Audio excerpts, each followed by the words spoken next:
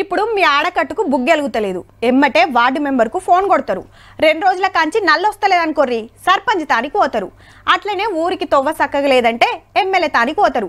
అంతకంటే పెద్ద తిప్పలొచ్చింది. అప్పుడు సీదా మంత్రి గారు తానికి పోతారు. లీడర్ల తానికి పోయి ప్రశ్నించాలన్నా పనులు చేసుకోవాలన్నా మొదలు ఏం చేయాలి? ఏలుకు ఇంకంటించుకోవాలి. హగో గా ముచ్చట ఎరక చేస్తానికి బగ్గనే తండ్లాడుతున్నారు ఆఫీసర్లు.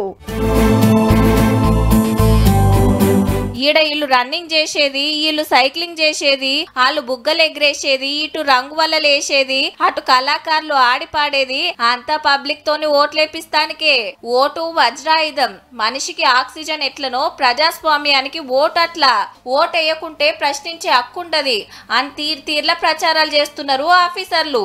తెలంగాణ పాత 10 జిల్లాలలోనే కాదు, పార్లమెంట్ ఎన్నికలు దేశమంతటా అవుతున్నాయి కాబట్టి అంతటా ఓటు వేయాలని ఎరక చెప్తున్నారు. ర్యాలీలు తీసి 4 బాటల కాడ ప్రతిజ్ఞ చేపిస్తున్నారు. ప్రతి ఎన్నికలో నిర్భయంగా ఓటు చేస్తామని ఇందు మూలంగా ప్రతిజ్ఞ చేస్తున్నాము. ఓటేయాలంటే మస్తు శీదరాయ మనోళ్లకు. ఏ గంట సేపు లైన్ లో ఎవరు నిలబడతాడని కొందరు, మనం ఒక్కలం వేయకపోతే ఏమైతది అని కొందరు, అర్జెంట్ పనుందని ఇంకా కొందరు, పానం సుస్తైందని కొందరు, ఫంక్షన్ ఉందని కొందరు, ఏగి ఎండలో ఏడికిపోతామని ఇంకా కొందరు. ఇట్లా చాలా మంది లాపర్వా చేస్తుండే వరకు ఓటింగ్ శాతం పెరుగుతలేదు. గందుకే ఎట్లా చేసన్నా ఓటింగ్ శాతం పెంచాలని తనలాడుతుండ్రు ఆఫీసర్లు.